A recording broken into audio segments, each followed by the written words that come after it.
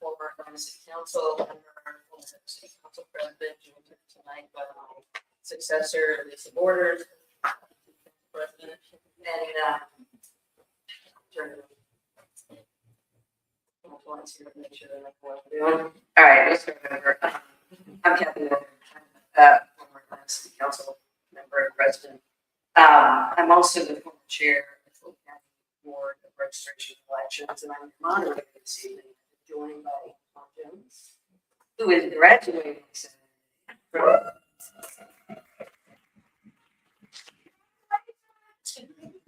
I'm very excited about that. And he's headed to Clark. September, so he's got a couple of months of fun, and then this evening we have the pleasure of hearing from three candidates vying for chair of the Fulton County Board of Commissioners. The Board of Commissioners is responsible for policy making, setting a budget, and a long list of county government operations that includes making vital decisions about voting in elections. And the county chair leads its efforts. The chair of the Board of Elections of Commissioners can lead and influence decisions about voting access, making sure the Board of Elections has the budget to ensure 845,000 voters in Fulton County have free and fair access to it. Our elections in Fulton County remain under attack, despite multiple audits and proving that 2020 Fulton County election results were accurate. These attacks range from the Trump Department of Justice seizing 2020 ballots based on debunked conspiracy theories to the state election board attempting to get the election materials themselves. Most recently, the Trump DOJ trying to access the home addresses and personal phone numbers of thousands of these election workers. This is a dangerous intimidation tactic disguised as law enforcement investigation. In the midst of these unprecedented attacks on our democracy, Fulton County needs a strong pro-voter chair of operations. As we head toward the end of early voting and election day on May 19th, we want to make sure that the voters here with us today, at home, get to hear from candidates running to lead Georgia's largest county as they discuss democracy, voter access, and each candidate's commitments to protecting our elections and our voters in Fulton County. Before we begin, I want to thank the co-sponsors of this nonpartisan candidate forum for their work to make this happen and their ongoing work to protect and support Fulton voters and Fulton election workers.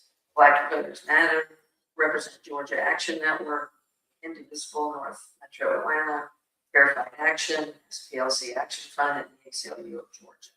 I would also say comments from the moderators here are own and that represent of any of the sponsors that are listed here today. Take it away. So we'll begin by quickly going over some rules. Each candidate will have 60 seconds to provide an opening statement and a closing statement. Then each candidate will be asked either questions individually or the same question will be directed at each candidate for 60 seconds. Candidates will have 30 seconds for any follow-up question and ask. And candidates will have 30 seconds to respond at the end.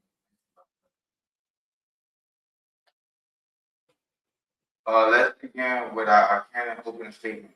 We're going alphabetical order by last name, start with Commissioner Margaret Harrington, then Commissioner Moe, and then last will be Terry Member. How long do we have for the opening statement? 60 seconds. So let's start with. Good evening. My name is Marvin Harrington Jr., and I'm running to be the next chair of the Fulton County Commission. I'm the most qualified candidate. I'm the only certified county commissioner because I received 150 hours of continuing commissioner education through the University of Georgia and the Association of County Commissioners of Georgia.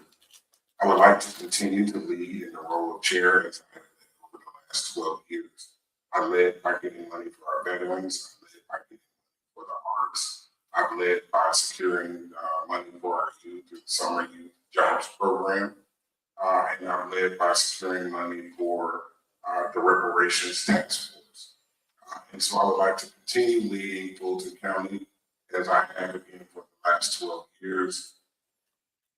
I'm Marvin Harrington. Thank you very much. Absolutely. Good evening, everyone. Thank you to Fair Fight Action, Black Voters Matter, Represent Georgia Action Network, Indivisible, and SPLC Action Fund for hosting this forum. Tonight, I want to be clear. Voting rights do not stop at the ballot box. Democracy is not just whether people can vote. It is whether government listens after the votes are counted. It is whether voters are protected, whether election workers are safe, whether budgets are honest, whether courts move, whether hospitals are accessible, whether county government actually works for the people who put us there. I've stood firm to protect Fulton County voters and election workers, even when it came with real consequences. I voted against placing election deniers on our Board of Elections because the people overseeing our elections must respect voters and the process. In the room full of Democrats or Republicans, I'll say this plainly, we need more than Democratic titles. We need Democratic leadership. I'm Mo Ivory. I'm running for the chair because Fulton County deserves leadership that protects votes, respects the people, and delivers results. Finally, we have Chairman Rocket. Thank you.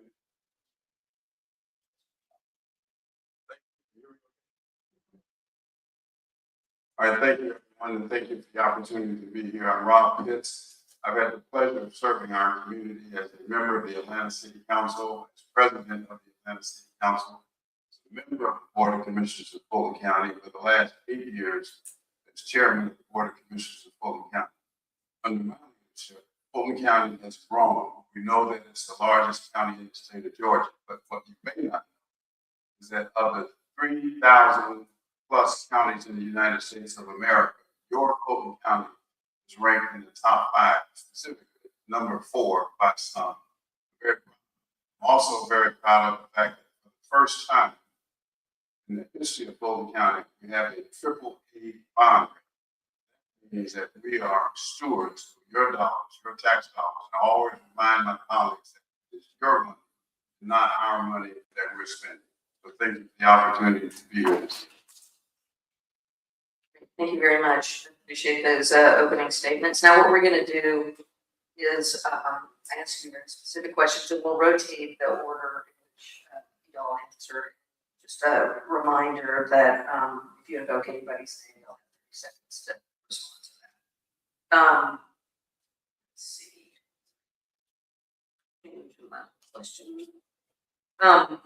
The Georgia State Election Board has passed several rules that would allow partisan actors to interfere with the certification of Fulton County's election results. For each candidate, each of you, what role, if any, do you think that Georgia SCB should have over Fulton elections? What would you do as chair in regards to the interference of the state election board over Fulton elections? See, I'm gonna start again with Commissioner. So the Georgia State Election Board, I think, was specifically put in place by the Republicans for Fulton County, right? But Fulton County elections are free and fair, and they have been. Our workers show up every day doing their job. And as chair, we have to fight back and push against anything that the state election board is doing. Fulton County, again, has proven time and time again that we have free and fair elections. And so we have to work with our partners in the state, right, in order to make sure that we can put some rails around the state election board. We've been through one examination by the state elections board. They conducted an audit of the 2020 elections, independent audit. And so for me, I don't really have any, I'm not scared of the state election board because we don't do anything wrong. Our workers get up, go to work, do their job, count the ballots, process those ballots, and move them forward. And so, you know, I think what we have to worry about now is this new deal where they want to get rid of the primary. Well, I agree. I want to answer specifically the question. Can you just ask it one more time? Get to the chase. what role, if any, do you think that Georgia SCD should have over Fulton elections? And what would you do as chair in regards to the interference of SCD over Fulton? Yeah, sure, that they should have no role in Fulton elections. Fulton elections should be independent.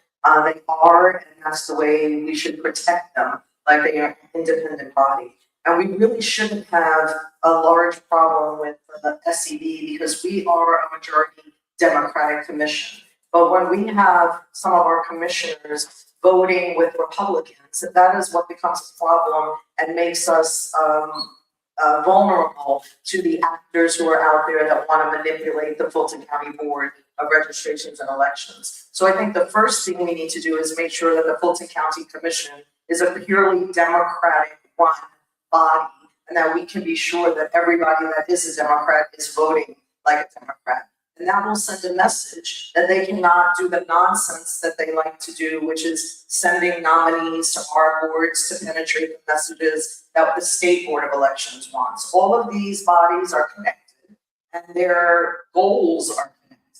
So we need to be strong at the county level so that we are sending the message that we don't have places where they can slither into, or that they can figure a way to divide our Democratic majority like they believe that they can. So I think we can start by showing more strength. Thank you.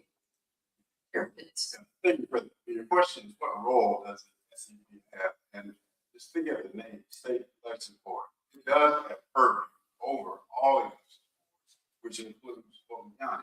Now, having control legislatively doesn't mean that you control the activities of, for example, our Board of Registration and Elections. So what I would do when I as chair is meeting with them, speaking out when the opportunity presents itself, but more importantly, working with my colleagues, my contacts, both sides of the aisle, state legislators, to get them to see the mistake that they made and to get them to try to change that going forward. I'm hopeful that I've sensed it, feel it in my bones that there's going to be a huge blue wave come November, that in turn will translate into more right-thinking people at the state level, and therefore there may be an opportunity to change the makeup of the state election board. And if we get the right governor, that can also change. That's how I see my role. But as a board itself, it does have purview over all boards of elections. Great, thank you very much. Angela. Staying on the topic of partisan after seeking to undermine Fulton election, we have seen coordinated efforts to place election deniers in position of authority over Fulton County election.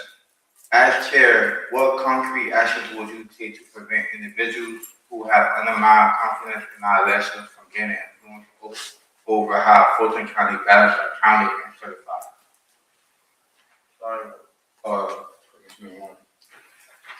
So,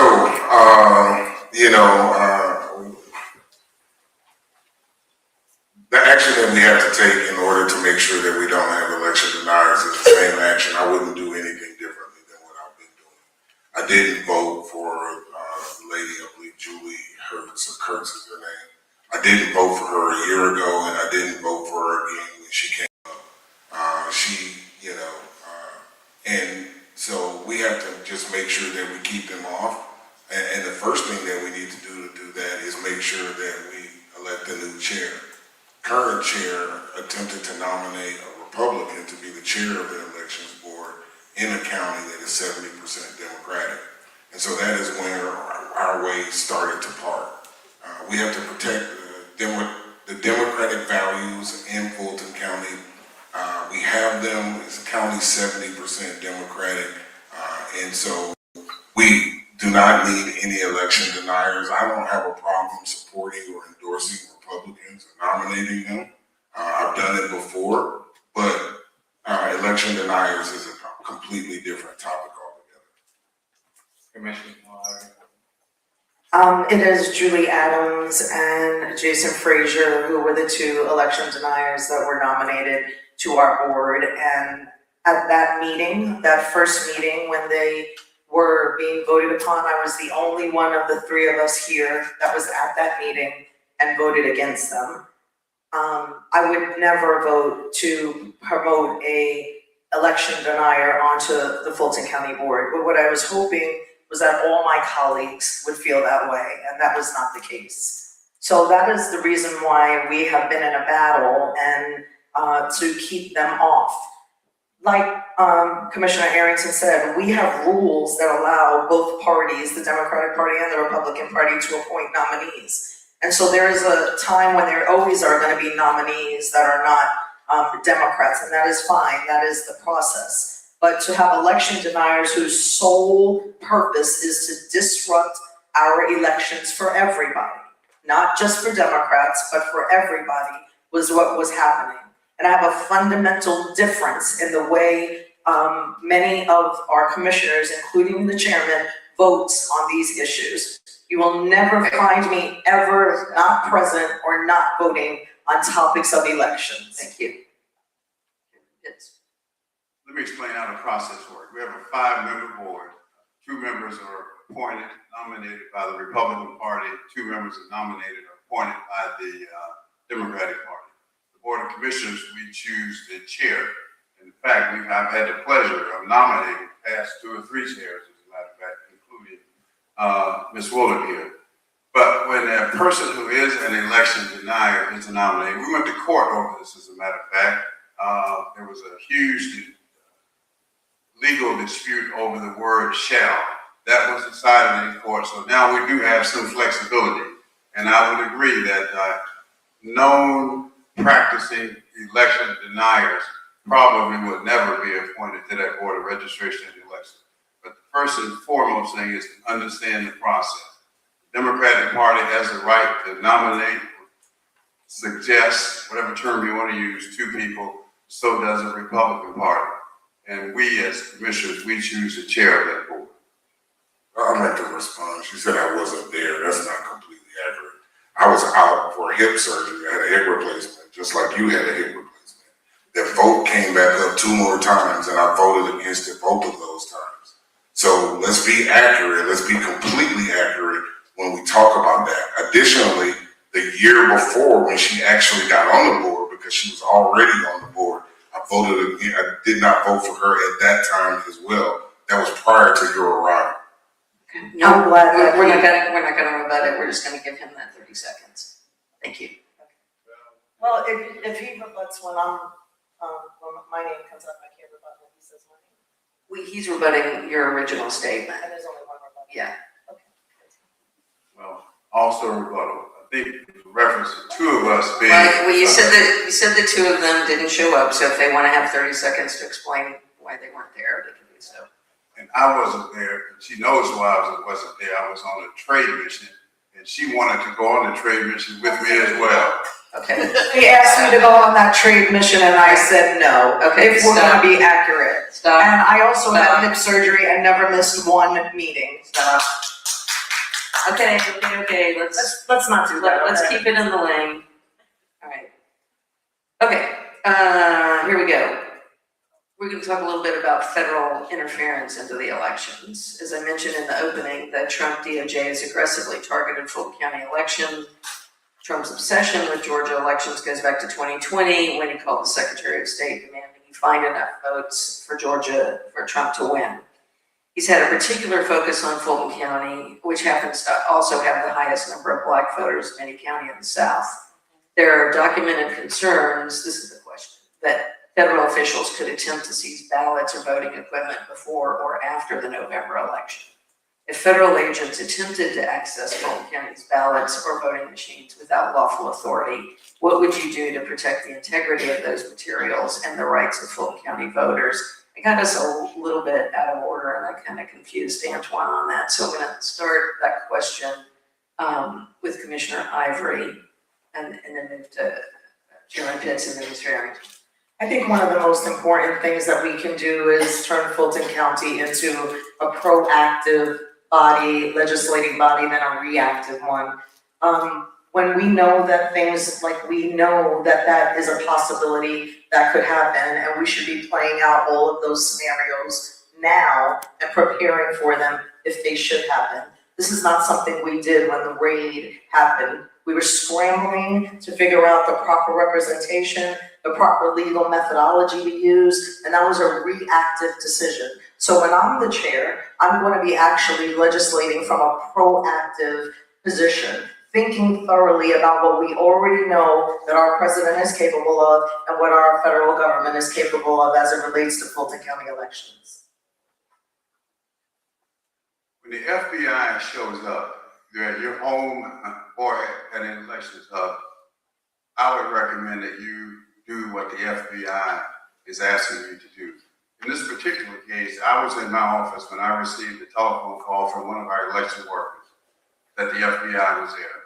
I called the county attorney, we went there, 2 reasons. Number one, to make sure that our employees were safe, but number two, to make sure that we complied with everything that the FBI was asking for.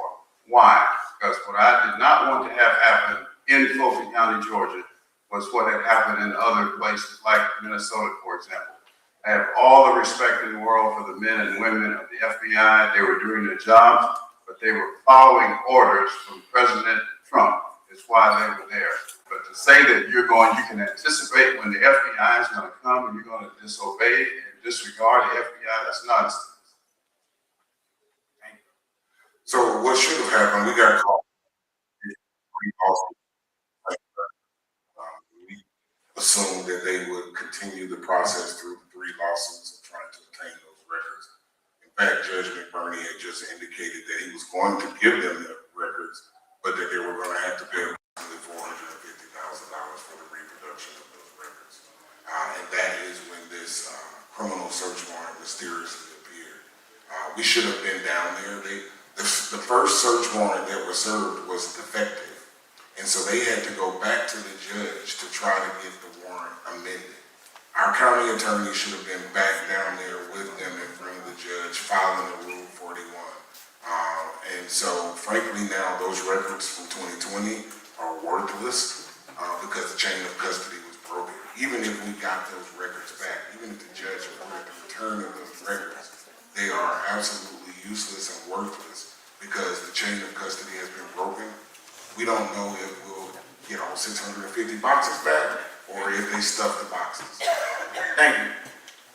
Staying on this topic of federal interference into the Fulton County election, the Trump Justice Department has issued a grand jury subpoena demanding the names, home addresses, phone numbers, and emails of nearly 3,000 Fulton County employees and volunteers who worked during the 2020 election.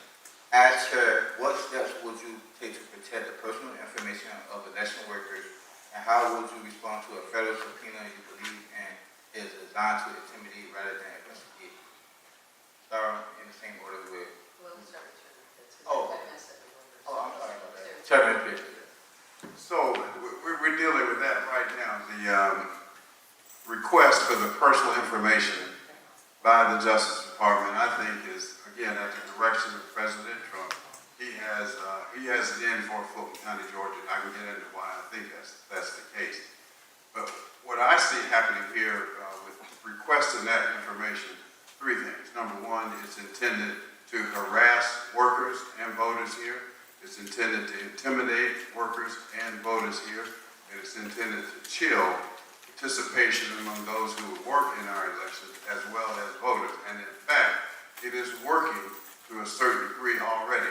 I've had meetings with probably 15 or so people who worked in the 2020 elections who are very concerned about their personal information. That means home address, cell phone, and emails being made public, and in some cases, social security numbers. Others have come to me already saying, well, I wanted to work in the elections this year, but I'm not going to now because of what has happened. So I think their tactic is working. Thank you. Unfortunately. So we have to do everything we can to protect our employees. They are just doing their jobs. Pushing the boundaries. So we need to do everything that we can to protect our employees. There's no reason for them to have their personal information, their private home addresses. What we need to do is file a motion to quash the subpoena, right? We file a motion to quash the subpoena and list the reasons for quashing this subpoena. Frankly, all of this is futile and it's a waste of our time, money, and resources, right? The 2020 election is over. He lost. We had another election. We had two elections, and now he's back president again, right? And so there is no reason for us to even be, frankly, to be talking about this and for them to be doing a criminal investigation.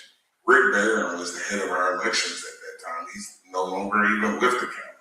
Most of the county employees have moved on. There, certainly some that are still there, but there is no reason it's done to intimidate our election work. Thank you.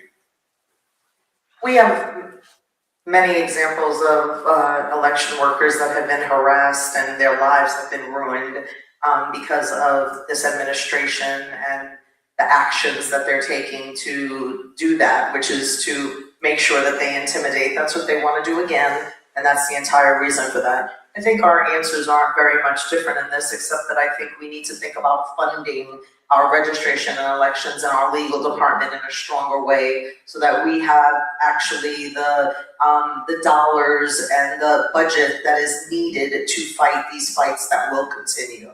Just this year in 2026, Chairman Pitts cut $1 million from our budget 10 days before the FBI raid happened. We've probably already paid that twice in legal fees. So we need to be really realistic about what we're facing from the national leaders and how Fulton County will always be a target, and then we need to fund accordingly to protect ourselves legally. Thank you. All right, our last question on this particular topic. In 2020, Fulton County election workers faced an avalanche of threats after being falsely accused of fraud. Some were forced to leave their home.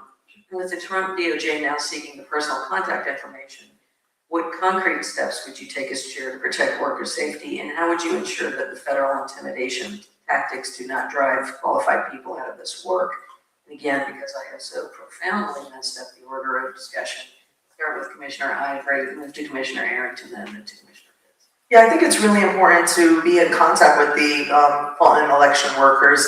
When I was down there days after the raid talking to people, they didn't necessarily know what was happening after the raid happened, what was next. I think there's an information hole that happens after big events happen, or even just a board meeting happens, and even the election workers didn't know what was going to happen next. So communication from the top, I think, is very important, and it's obvious that that comes from the chairman's office. So something I've done and will continue to do is educate not just inside of Fulton County, but also on the outside. I was invited to Washington, D.C. twice, once on the Senate side and once on the House side, to speak about the raid.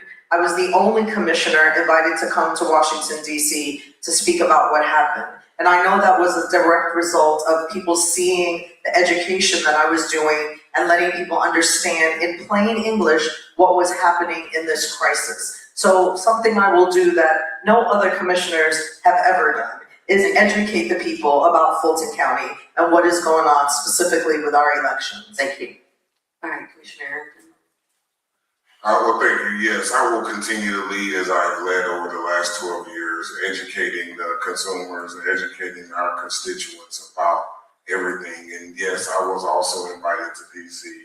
I spoke at the National Association of Counties in front of all 4,000 counties, alerting them so that they could be prepared in case the same thing happened to them.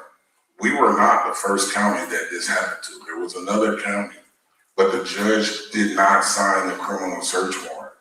But what I wanted to make sure was that we took the information that we had and we shared it with our brothers and sisters around the country so that they could make sure that they were able to fight against it. Again, this is just pure intimidation. It's an attempt to attack the sacred trust between the voters and the election process. So what they're trying to do is to create more apathy.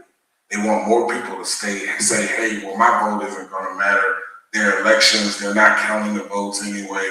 And so we have to do everything we can to push back against that. And that's what I've done. And that's what I will continue to do as chair. Thank you. Chairman Pitts. Well, I can't say that I was invited to Washington. In fact, I've been banned from the White House for my outspoken against President Trump. And and that's something that's a badge that I wear with honor. But with respect to the election workers themselves, this president treats the Constitution as if the Constitution is a suggestion as to how we should act and perform in this country. It's not a matter of law. So as long as he is president, and we can change that, and again, as I said earlier, I think we are going to change that in 2028. We're going to make a good start come this November. But as long as he is there, we cannot stop him from directing the Department of Justice or the FBI to come and raid us anytime they want to.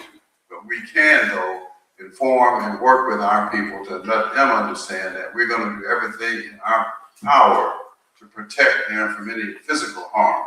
And we'll try to the extent that we can to protect their personal and private information. Thank you, Commissioner Pitt. We're going to shift the focus for our final few questions to voter access. The question is, research specifically shows that when voters have more opportunity to cast their ballots, turnout goes up. What specific policies or programs will you pursue as chair to expand early voting locations, drop boxes, and other access points so that every Fulton County resident has a real and equal opportunity to participate? We will start in the order of Commissioner Pitt, Commissioner Ivory, and Commissioner Everett. Well, I think we have in the state of Georgia, probably throughout the country, one of the most liberal voting policies that I'm aware of. We have some 32 early voting locations now. We had, I think it was up to 47 the previous election. So people do have an opportunity to vote here. But what I have been a proponent of, and still am a proponent of, that we have election centers where you can vote anytime during election season, anywhere you are, no matter where you're registered. No, we would do away with home precincts as long as you are a registered, and there are states in this country that already have that. And former state representative Roger Bruce had been working, well, he and I had worked together on trying to get that passed at the state level. But the committee that it goes through is controlled by one who does not like that, and therefore it has never gotten off the ground. But we'll be working again this coming season. They're called voting centers, which is the way to address the problem that you referenced. Thank you. Well, we know that our state legislature are voter suppressors and introduce bills every state, every time, every year in the legislature to suppress votes in Black and brown communities. And we know that, we've seen those bills. So while we may believe that there is full access, there is not full access. I will continue to expand weekend voting, expand absentee ballots, not make the rules around absentee ballots so restrictive. You really can choose any of the mechanisms that have been brought down by our legislature and just go back to the way that they were. We could go ahead and go back to State Farm Arena, where make it easy for people to park, make locations that people know well. There's a lot of things that we could do. A lot of this happens at the state level, so it's not likely with a majority Republican state legislature that will happen.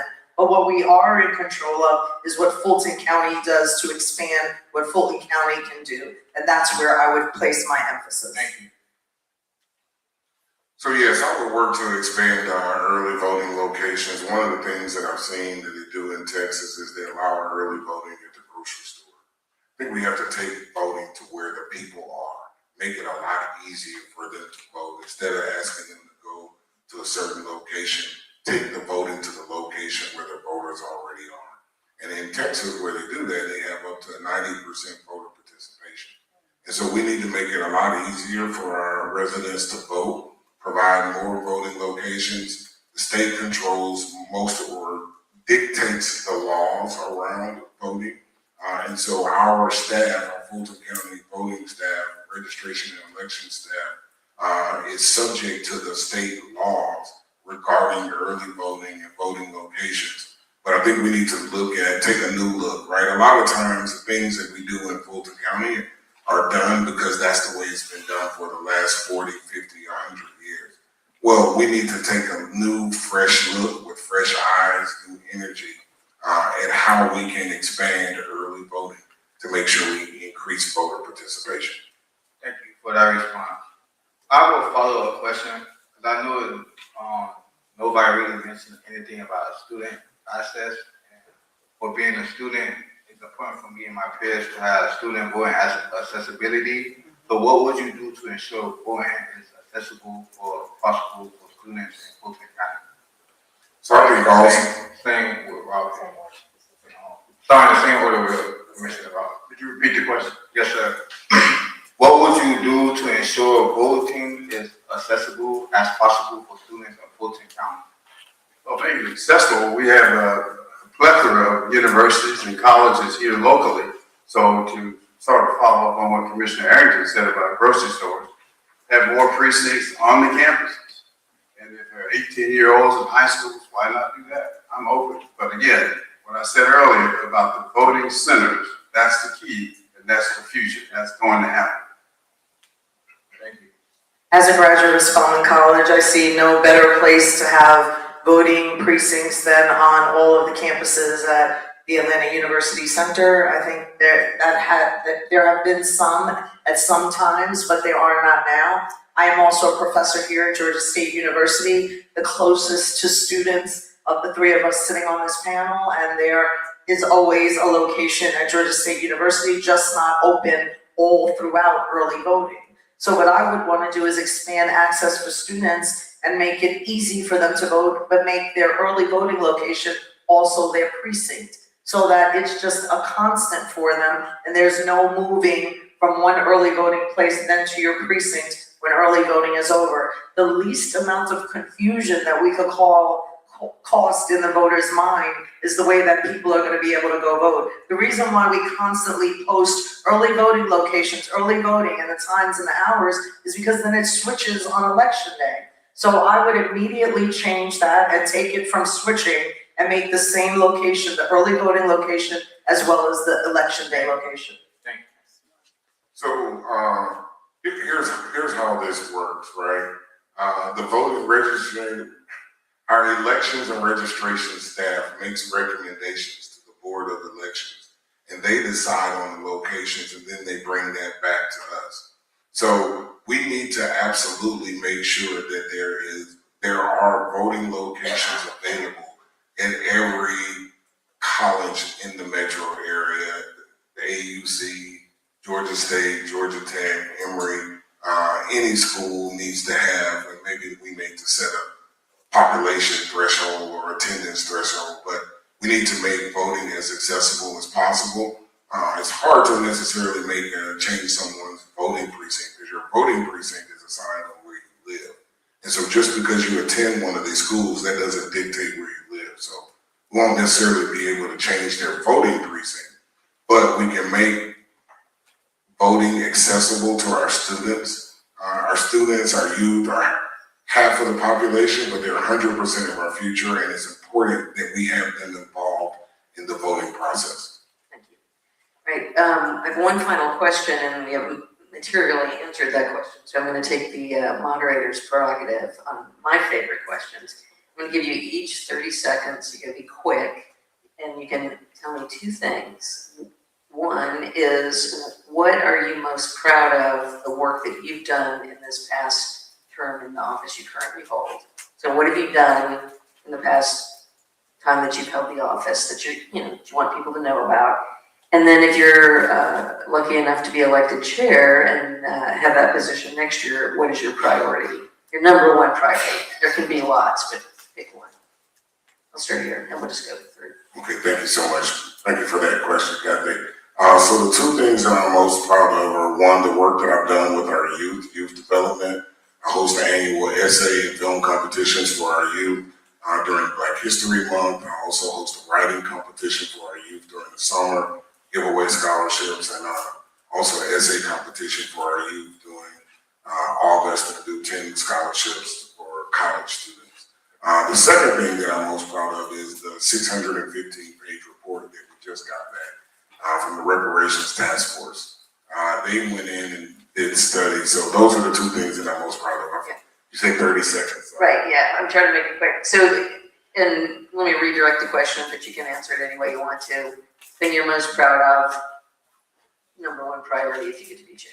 The thing that I'm most proud of is that I stood up to Trump over our elections, and that I was I was the only commissioner here that voted against the election deniers to be on our board of registration and elections from the very first vote. That is what I am most proud of, and I continue to do that. I've become the voice of elections in Fulton County, testifying before the Senate, United States Senate, and the House of Representatives Homeland Security Commission. And that is because they recognize that I stood up, I educated, and I spoke to voters to make sure they know that Fulton County elections are fair, free, and safe. My biggest, Now you're gonna have to stop because you used 30 seconds. I'm most proud of the AAA bond rating, which came about during my administration. And secondly, the fact that we've had a flat millage rate for the past 6 or 7 years, which means no property tax increases for you. The second part of that. Well, you got two things, so we'll just leave it at that. Thank you all very much for indulging me on that, because I think people are interested in all the things that you've done. And I'm gonna turn it over to Antoine to take us out. That's all the time we have for questions, so let's begin with our closing statement. Each candidate will have 60 seconds to deliver their closing statement.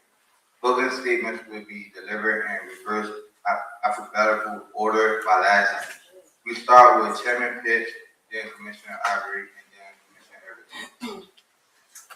Well, thank you very much for the opportunity to be here this evening. Let me say this, please hear me. Make no mistake about it. We are at war with President Trump and his allies in Washington. We have a target on our back. He is coming for Fulton County, Georgia. He's made that crystal clear. Evidence of that was his raid. He's talking about nationalizing the elections. If he can do it here, if he can beat us down here in Fulton County, he's going to take that show on the road. That's why I say, in closing, that this is not the time for on-the-job training. I have demonstrated my ability to lead this county, largest county in the state of Georgia, one of the most popular ones in the United States of America. This is a time for calm, capable, experienced, and tested leadership. It is not the time for on-the-job training. This race is about whether Fulton County will have leadership that understands what democracy actually requires. Democracy is not just the right to vote, it is the right to have government work after your vote is counted. That means protecting election workers, it means fully funding elections, it means fixing the jail, funding the courts, rebuilding healthcare access, supporting housing stability, and opening up the books so taxpayers can see where their money is. And in this moment, we don't need more democratic titles. We need actual democratic leadership. Leadership that shows up, that tells the truth, that stands firm when our voters, our workers, and our institutions are under attack. Fulton County cannot afford more business as usual. New leadership in Fulton County is what we need, and it's here. I'm Mo Ivory, and I'm asking for your vote for Fulton County Commission Chair.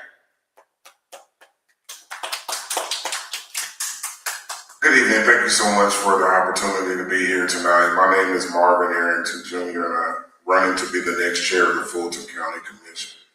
Again, I've led Fulton County over the last 12 years. I brought pre-arrest diversion to Fulton County, which has diverted over 1,000 people away from our jail. I created the Veterans Empowerment Committee and secured $3 million for our veterans and veteran services in Fulton County.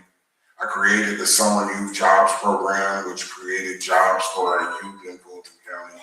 And so I would like to continue to lead Fulton County as I have led before. I also declared a healthcare state of emergency after the close of the 2 WellStar hospitals and created the Reparations Task Force. And I believe deeply in our youth and the arts. Out of our $1 billion budget, we spend $500 million a year on justice and public safety. If we invest in our youth and the arts on the front end, then we won't have to spend that money on the back end. A vote for me is a vote for our youth and a vote for the future of Fulton County. Thank you.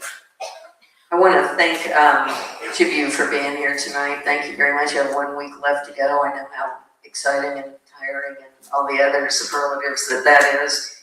Thank you to everyone who joined us in person. I know it takes a lot to get out and attend something like this. And for those who tuned in online so that you could learn more about the candidates. I want to thank Georgia State University for allowing us to use this wonderful space. And thank our co-sponsors, Black Voters Matter, Represent Georgia Action Network, Indivisible North Metro Atlanta, Fair Fight Action, SPLC Action Fund, and the ACLU of Georgia. Thank you all, and be careful going home.